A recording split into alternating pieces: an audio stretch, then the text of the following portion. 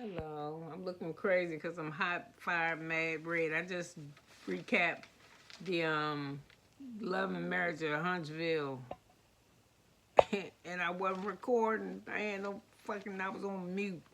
So anyway, welcome to the Overtime Chatter. This is the second recap because the first one was muted of Love and Huntsville, uh, episode season 6, episode 3.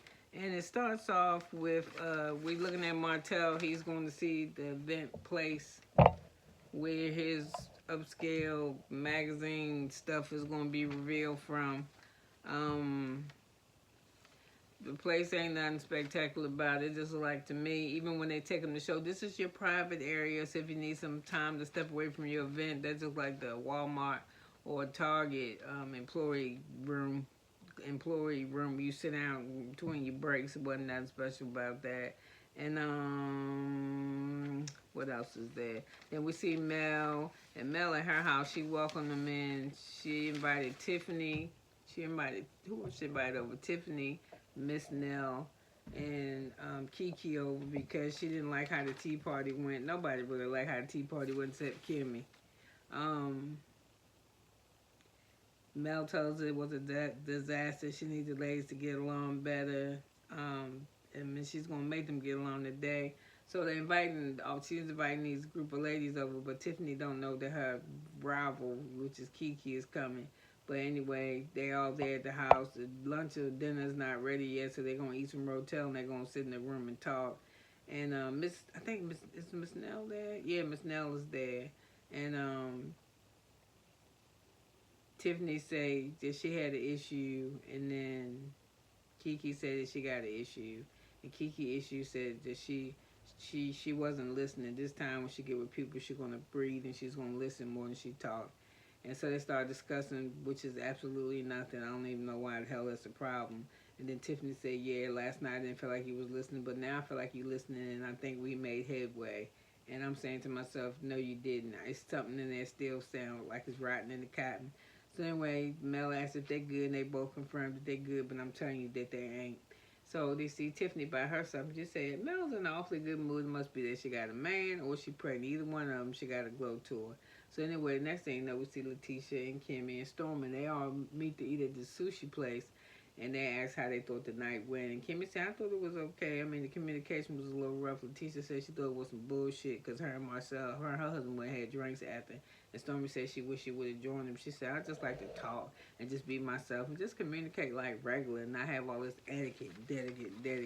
And that's when Kimmy said, I liked it. You know, I like to learn stuff and about communicating and being better with people. So anyway,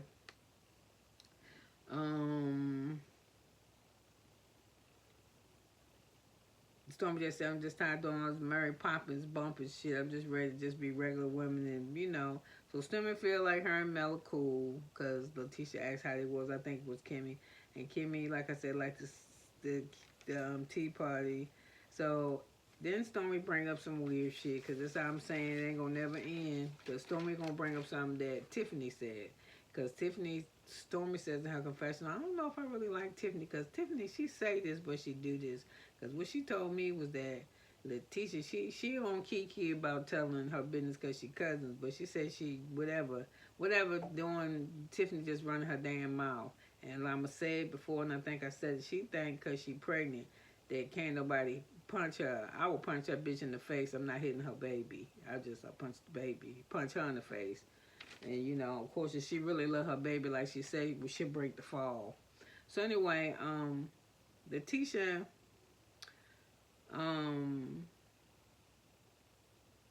hears that Tiffany is telling people that no, Letitia her name just on the business, child. She don't got nothing to do with that. Just leave that alone.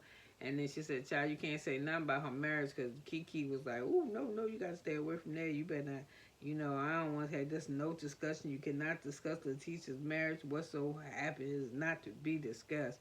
So anyway, then Letitia says she this kind of shit to keep stuff going. When you sit around, you in my face doing this thing, but then behind my back, you doing this. So anyway, when they all finally get to this man's event, because he was on the phone with Sheree in the first scene, she was like, I'm on my way. And um, and so you see Letitia talking like, why don't she worry about what's going on over there? And she can't say nothing about nobody's marriage because the shit that's in the streets of her around Huntsville, she need to keep her mouth quiet. So Tiffany is having problems in her own marriage, and she shouldn't be speaking on nobody's marriage. So when Kimmy hear this going on at the table, she just like, y'all don't know. And Letitia a little quiet package, but we all know that she ain't no quiet package. You know, she simmers. Yeah. So she was like, but I will tell you this, I don't think this is a tree that Letitia wanted to bark up, which lets me know that Kimmy probably know something about her husband not being faithful to her. I ain't say he wasn't, I'll say it's something. She knows something, because why would she say this is not a tree that Letitia wants to bark up? Because if Letitia turned over that rock or opened up that can of worms, then her shit is probably going to be like how Melody shit was 3-4 years ago. You see what I'm saying?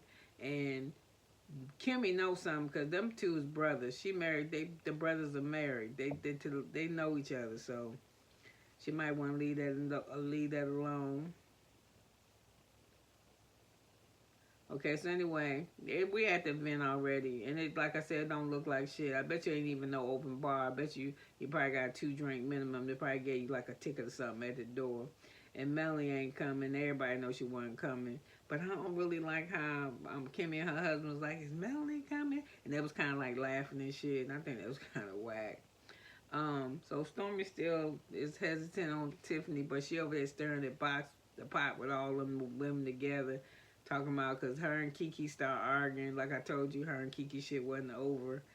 Wasn't even going to be over because they over there arguing about a text message. Because she said, Tiffany said she don't know Kiki, but she, like I said, she texts Kiki. I don't know if I said it in that. I probably said it in the first one. She texted Kiki and said congratulations or something. He's saying Carlos keep Kiki. Because Kiki gonna tell it all. So they trying to make up some shit where that all mean that Kiki will be telling shit on Letitia. They just pulling straws. But that's really what I think Tiffany meant too. She said she's trying to congratulate you for Carlos King for being on the show. Because he gonna go and tell it all. She said, I don't know what all I mean. You know, she just tell it all. But she meant tell all everybody shit. If she get to have a mad day, she finna, you piss her off, she finna tell on you. So anyway, I hate how, and every time Stormy get ready to start some shit, you know what she said? I'm so confused.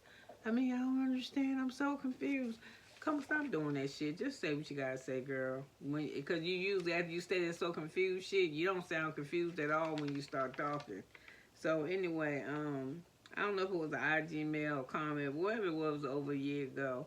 And it stems from the same thing. Tiffany saying she don't know Kiki, and I think Kiki said, if you don't know me, why you text me? IG me. I don't know.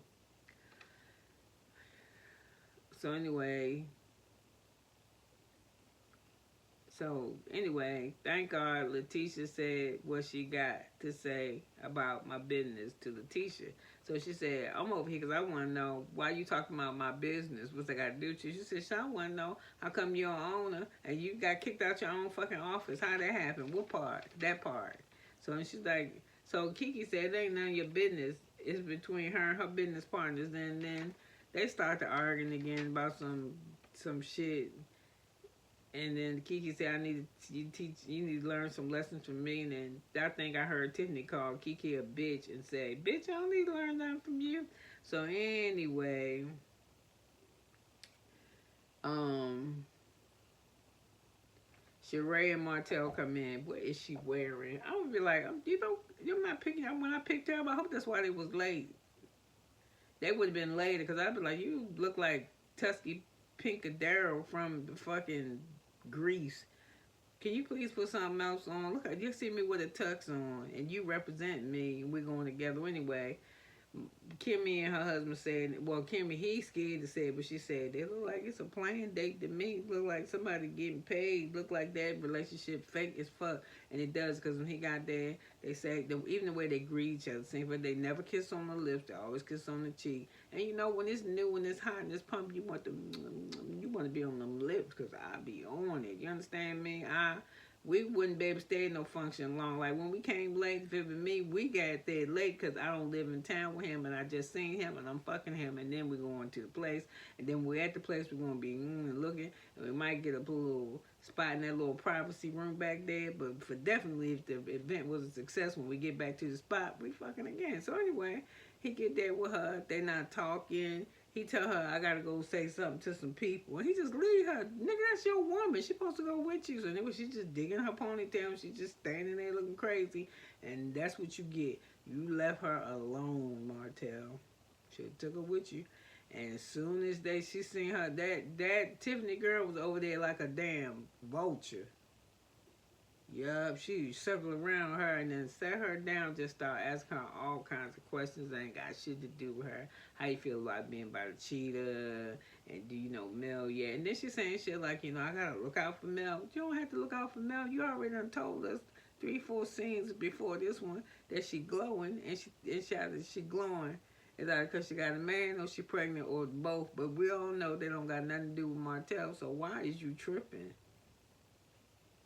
Yes, why are you doing that? Child. And we gotta watch out for Mel. Why you gotta watch out for Mel for? And you know, we gotta get y'all together. Why you gotta do that? She don't need you to do that. And this would really fuck me up when Sheree said, I never met her. I met her one time. She was like, you met her one time? She said, yeah. She wanted to take a picture with me. Ooh, girl, Mel, you was a fan. Don't feel bad, girl. My man left with my best friend. It's still fucked up, though. Anyway. I don't know. I don't like Tiffany, but it's just like the whole episode, the whole season. I'm sorry, it's going to be a whole bunch of mess because Tiffany ain't minding her business. She think having that baby in front of her is a sign to say, please don't punch me. But I will punch you in your damn face. And if you, like I said, you serious about holding your baby, you'll protect that bitch when you hit the floor because you fitting to fall. That's for sure. Because you just worrisome as hell. And I just wish this thing with Letitia and her husband come out so she could stop looking like she constipated, full of misery and shit, and just let it all go. Just release yourself. You understand what I'm saying? So I'm just saying. I don't know why y'all got Miss Nell. I don't know if she a friend or what, but her and her husband don't seem to be having no problem. They seem like they need to go somewhere and sit down and get out of this mess. I don't think Stormy really like Mel. I think she think Mel is phony. I think Mel a little bit phony too. Okay, come on, millimeters and raindrops or whatever, petals or whatever the fuck they call it. She is, yo. But all of us are a little bit too. You know what I'm saying? We all are. We really are. We all are. I mean, you know, she don't want us to see her cussing and carrying on and don't act like she don't, because we know that she do. But anyway, y'all think she perfect. And I'm just watching the TV show, and it's supposed to be reality. But this ain't no real shit, because if somebody would have been asking me them type of questions about somebody that I'm going with, I wouldn't have sat there and answered her. And I don't know why Sheree just didn't leave like she doing her own fucking show. When she on the Real Housewives of Atlanta, and they start asking her questions about she by Sheree and bibbly, bubbly, bubbly, she don't answer shit. She be vague. So she should have been vague. But it's a good thing that she drove all the way, got all the way from Atlanta to Huntsville to her man's event, and to get up bright and early in the morning to come over there to tell her man what went on. So anyway, I'm going to get off, like I said, with that. Thank you again for spending this time with me. It is early Sunday morning, like 5 o'clock in the morning, Sunday morning. So I'm going to lay down for a little bit, then get ready to get the Real Housewives of Atlanta. Y'all have a good one now. Bye.